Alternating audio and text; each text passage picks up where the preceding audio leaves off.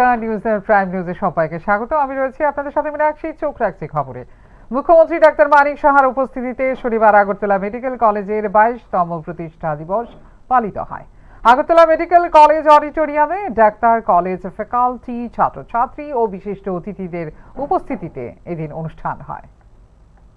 রাজ্যের জনগণকে উন্নত চিকিৎসা পৌঁছে দিতে বদ্ধপরিকর রাজ্য সরকার, আর এই পরিষেবা সাধারণ মানুষের কাছে পৌঁছে দিতে রাজ্যে তৈরি হচ্ছে মেডিকেল কলেজ। চেষ্টা চলছে আলাদা ইউনিভার্সিটি করার। ডাক্তার পড়ুয়াদের থাকার জন্য বিশেষ ব্যবস্থা সহ বিভিন্ন পরিকল্পনা রয়েছে রাজ্য সরকারের। শনিবার 22তম আগরতলা সরকারি মেডিকেল কলেজের বর্ষপূর্তি উপলক্ষে অনুষ্ঠানে বক্তব্য রাখতে গিয়ে এই কথাই জানান মুখ্যমন্ত্রী। এদিন অনুষ্ঠানে ডাক্তারি পড়ুয়া কৃতি ছাত্রছাত্রীদের সংবর্ধনা দেওয়া হয়। তো ত্রিপুরা যে ইউনিভার্সিটি আছে সেখানে গেলে তারা অনেকে কিন্তু মেডিকেল সম্পর্কে আইডিয়া না থাকাতে অনেক সময় আমাদের সমস্যা হয় এবং প্রচুর খরচাও কিন্তু। তো সেই জন্যই আমরা ডিসিশন নিলাম এর মধ্যে এটা শুরু হয়ে যাবে। অলরেডি এখানে আমাদের চ্যান্সেলর, ভাইস চ্যান্সেলরের অ্যাডভার্টাইজমেন্ট এর মধ্যেই হয়ে যাবে। ভাইস চ্যান্সেলরের জন্য যারা অ্যাপ্লাই করবেন, যারা সুবিধা মনে করেন যে বিফিটিং আছেন তারা করবেন। এবং আমাদের যে কোনো হসপিটালের কয়েকটা বিষয় আছে, ট্রমা কেয়ার সেন্টার। তো ট্রমা কেয়ার সেন্টার অলরেডি সবটি ডিস্ট্রিক্টে কিন্তু আমরা করে ফেলেছি, আর একটা দুটো বাকি আছে, সেখানেও আমরা ট্রমা কেয়ার সেন্টার। এদিন রামকৃষ্ণ মিশন বিবেকনগরের সাথে একটি মৌ স্বাক্ষরিত হয়। উপস্থিত ছিলেন বিশিষ্টজনেরা। শুধু পরিষেবা দেওয়াই নয়, যারা পরিষেবা দিচ্ছেন সেই সব ডাক্তার বাবুরা যাতে সুস্থভাবে রোগীদের চিকিৎসা করতে পারে সেদিকেও রাজ্য সরকার নজর রাখছে বলে আশ্বাস দেন মুখ্যমন্ত্রী। Pure report, news now. খেলাধুলা তো বটেই, সামাজিক কাজেও যে এগিয়ে চলো সংঘ সর্বদা প্রস্তুত, এর আবারও প্রমাণ মিলল শনিবার। এদিন ক্লাবের উদ্যোগে বরাবরের মতো এবছরও আয়োজন করা হলো এক রক্তদান শিবিরের। শিবিরে প্রধান অতিথি হিসেবে উপস্থিত ছিলেন খোদ রাজ্যের মুখ্যমন্ত্রী ডাক্তার মানিক সাহা। তিনি ক্লাবের এই আয়োজনের ভূয়সী প্রশংসা করলেন, একই সঙ্গে রক্তদাতাদের অভিনন্দনও জানালেন। সামাজিক কাজে বরাবরই অঙ্গীকারবদ্ধ শহরের অন্যতম বনেদি ক্লাব এগিয়ে চলো সংঘ। এই অঙ্গীকারকে পাথেয় করে শনিবার এগিয়ে চলো সংঘে সম্পন্ন হলো এক রক্তদান শিবির। এতে উপস্থিত ছিলেন রাজ্যের অভিভাবক তথা মুখ্যমন্ত্রী ডক্টর মানিক সাহা। সঙ্গে ছিলেন ক্লাবের সভাপতি চঞ্চল নন্দী সহ স্থানীয় কর্পোরেটর প্রমুখ। রক্তদাতাদের রক্তদানের উৎসাহ দেখে খুবই খুশি হলেন মুখ্যমন্ত্রী। তিনি তাঁর ভাষণে প্রথমেই ধন্যবাদ জানালেন প্রত্যেক রক্তদাতাদের। একই সঙ্গে তিনি তুলে ধরলেন অতীতের ক্লাবের ধরন আর বর্তমানে ক্লাবগুলোর কি ধরন। বিশেষ করে যারা আজকে এখানে ব্লাড দিতে এসছে, ব্লাড ডোনার যারা, তাদেরকে আমি ধন্যবাদ দেব। যেভাবে আমি একটু আগে শুনলাম যে যিনি কোচ এবং উনি নিজে মহিলা হয়েও এখানে আজকে রক্তদান করতে এখানে এসছেন। অন্যান্যরাও এখানে অনেকে এসেছেন, মেয়েরা দেখলাম অনেকে এসছেন, মেয়ে লোক। এবং এখানে যারা ডাক্তারবাবুরা যারা এসছেন বা প্যারামেডিক্যাল স্টাফ যারা এসছেন তাদেরকে আমি ধন্যবাদ দেব। বিশিষ্টজনেরা এখানে এই এলাকার আমার মা ও বোনেরা, মেয়েরা এখানে উপস্থিত এবং আমার প্রিয় মিডিয়া বন্ধুরা, সবাইকে আমি হার্দিক অভিনন্দন ও শুভেচ্ছা জানাচ্ছি। ক্লাব কালচার আমরা আগেও দেখেছি ত্রিপুরাতে, এটা মনে হয় যেন একটা অশনি সংকেত এক একটা ক্লাবের। কোনো ক্লাবের এরিয়াতে ক্লাব তার যে বাউন্ডারি দখল করার জন্য এটা সর্বদা একটা চেষ্টা আমরা দেখতাম এবং অস্ত্রের ঝঙ্কারও আমরা দেখেছি।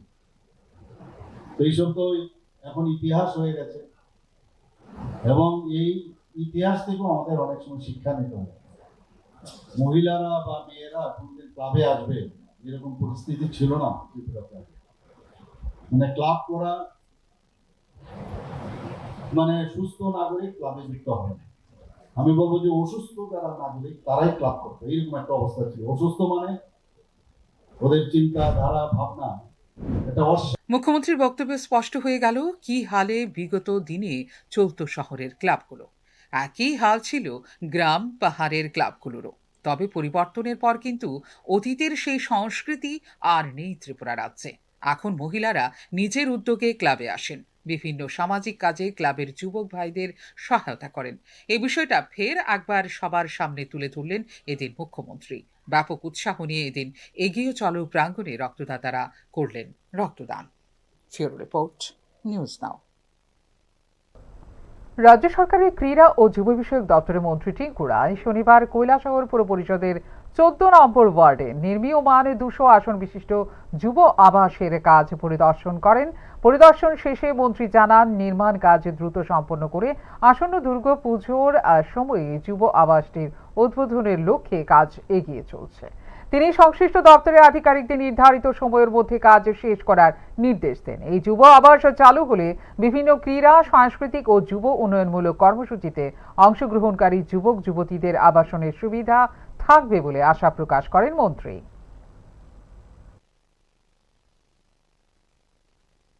আমাদের কৈলাসহরে যুব আবাসের কাজ শুরু হয়েছে বেশ কিছুদিন হলো, তো তার কাজ আজকে আমরা আবার পুনরায় দেখতে আসলাম।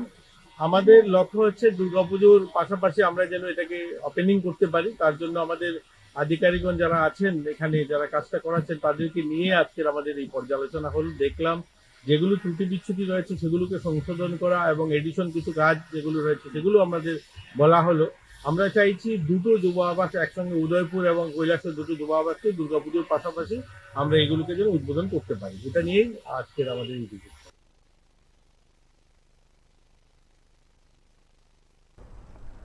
স্কুলের প্রাক্তনীরাই স্কুলের উন্নয়নে নতুন প্রজন্মকে শিক্ষা দিতে শুরু করলো নার্সারি বিভাগ।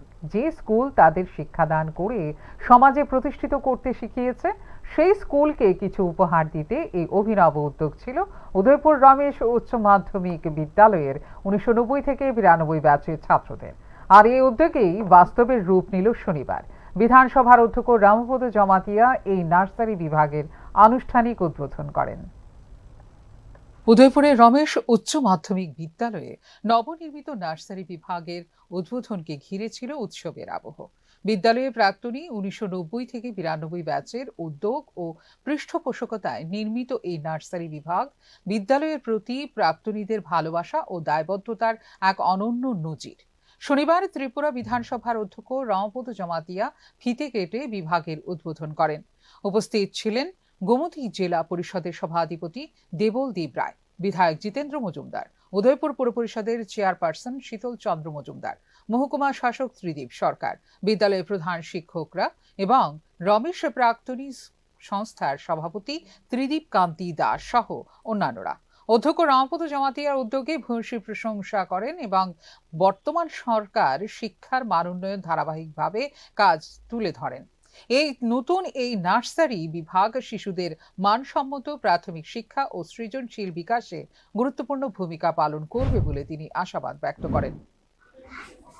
ভারতবর্ষের চাইতে অনেক বছর পরে তারা ইন্ডাস্ট্রি থেকে শিক্ষা পেয়েছিল, ওরাও এখন কিন্তু তাদের যার ভাষার মাধ্যমে শিক্ষার জন্য পড়াশোনা করছে। কিন্তু ভারতবর্ষে একমাত্র দেশ ২০ বছর স্বাধীনতার 1947 সালের 15 অগাস্টের পর দেখা গেছে এখন আমরা এই নার্সারি স্কুল সমাজের সব স্তরের মানুষের কাছে গ্রহণযোগ্যতা পাবে বলে আশা ব্যক্ত করে উদ্যোক্তারা। পাশাপাশি স্কুলের প্রাক্তনীদের এই হেন উদ্যোগকে সাধুবাদ জানিয়েছে উদয়পুরবাসী। ফিউরো রিপোর্ট, নিউজ নাও। কমলাসাগর বিধানসভার অন্তর্গত গোকুলনগর ভৌমিক পাড়া এলাকায় স্থানীয় বুথ সভাপতি লিটন শর্মার বিরুদ্ধে ওঠা অপপ্রচারের তীব্র প্রতিবাদ জানিয়ে শনিবার রাজপথে নামলেন সাধারণ গ্রামবাসী। স্থানীয়দের অভিযোগ, একটি নির্দিষ্ট চক্রান্তকারী গোষ্ঠী উদ্দেশ্য প্রণোদিতভাবে লিটন শর্মাকে তার বুথ সভাপতির পদ থেকে বহিষ্কার করার জন্য মিথ্যা এবং বিভ্রান্তিকর তথ্য ছড়াচ্ছে। দীর্ঘদিন ধরে এলাকার উন্নয়নমূলক কর্মকাণ্ড এবং সাংগঠনিক কাজে গুরুত্বপূর্ণ ভূমিকা পালন করে আসছে বলে জানান এলাকাবাসী। তাদের দাবি, বুথ সভাপতি লিটন শর্মা সর্বদা এলাকার মানুষের পাশে থাকেন। একটি অশুভ চক্র ষড়যন্ত্র করে তার নামে মিথ্যা অপপ্রচার চালাচ্ছে, যাতে তাকে পদ থেকে সরিয়ে দেওয়া যায়।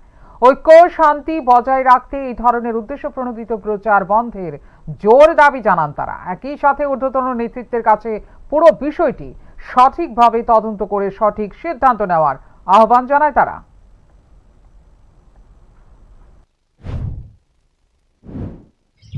এখানে আমাদের বড় দাদা যিনি বুথ প্রেসিডেন্ট, তাইনেরে খুব চক্রান্তভাবে সরানোর লিগে চেষ্টা চলছে। তো কে কিভাবে এটা করতেছে আমরা ঠিক জানি না, কিন্তু তাইনেরে যাতে না সরানিও ওই দাদার থেকে আমরা অনেক ধরনের হেল্প পাইতেছি। দাদা আমরা খুব ভালো একটা সার্ভিস দিতেছে, ভালো ধরনের কাজ করতেছে। আর কে কিভাবে এটা করতেছে আমরা যাতে প্রকাশ্যে আসে, আর দাদার যাতে না সরানি হয়। আমার কি নাম বুথ সভাপতির নাম কি? লিটন শর্মা। এটা কোন বিধানসভা? এটা 40 নম্বর বুথ, আর কমলাসাগর বিধানসভা, গোকুলনগর। সে আমরা পাড়ারই ছেলে, তারা ছোটো থেকেই দেখতেছি ভালো ছেলে। মানুষের আপদে বিপদে আগে সামাজিক কাজে করে মন্দির নির্মাণে যথেষ্ট সাহায্য করতেছে। এখন তার বিরুদ্ধে অপপ্রচার করতেছে বিভিন্ন মাধ্যমে, এবং তার সুষ্ঠু তদন্ত বিচার চাই, এই আমার অনুরোধ। কোন জায়গা এটা? এটা গোকুলনগর 40 নম্বর বুথ, কমলাসাগর বিধানসভা। আর সে তারা ছোটো থেকেই দেখতেছে, এটাই সবচেয়ে বেশি কষ্ট আমরা। তাই কত বছর হয়েছে এখানে বুথ প্রেসিডেন্ট যে আছে, দায়িত্বে আছে? তাই নেতাই শিক্ষিকা। সারা দেশের সঙ্গে তাল মিলিয়ে ত্রিপুরা রাজ্যের গোমতী জেলাতেও শুরু হয়েছে ভারতের জনগণনা 2027-এর প্রথম পর্যায়। এর মধ্যে রয়েছে গৃহ তালিকাকরণ এবং আবাসন আদমশুমারি কার্যক্রম। শনিবার 1 আগস্ট উদয়পুর পৌর পরিষদ কার্যালয়ে এক আনুষ্ঠানিক অনুষ্ঠানের মধ্য দিয়ে এই গুরুত্বপূর্ণ জাতীয় কর্মসূচির সূচনা করা হলো। উদয়পুরে শুরু হলো জনগণনা পর্ব 2027।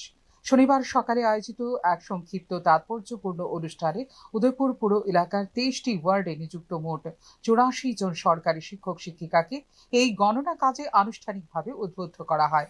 অনুষ্ঠানে উপস্থিত থেকে কর্মসূচির সূচনা করেন উদয়পুর পুর পরিষদের চেয়ারম্যান শীতল চন্দ্র মজুমদার। উদ্বোধনী অনুষ্ঠানে সঙ্গে ছিলেন পুর পরিষদের মুখ্য কার্যনির্বাহী আধিকারিক ত্রিদীপ সরকার, সহকারী মুখ্য কার্যনির্বাহী আধিকারিক জ্যাকলো দেববর্মা সহ পুরো এলাকার সকল ওয়ার্ডের কাউন্সিলররা। অনুষ্ঠানে শিক্ষক শিক্ষিকাদের হাতে ফুল এবং প্রয়োজনীয় গণনা কিট তুলে দিয়ে তাদের উষ্ণ অভ্যর্থনা জানানো হয়। প্রশাসনিক সূত্রে জানা গেছে, এই প্রথম পর্যায়ে পুরো এলাকার প্রতিটি বাড়ি ও পরিবারের সদস্যদের নাম, ঠিকানা এবং অন্যান্য গুরুত্বপূর্ণ তথ্য সংগ্রহ ও নথিভুক্ত করা হবে। এই তথ্য ভবিষ্যতে বিভিন্ন সরকারি পরিকল্পনা গ্রহণ এবং উন্নয়নমূলক কাজ বাস্তবায়নের ক্ষেত্রে গুরুত্বপূর্ণ ভূমিকা পালন করবে।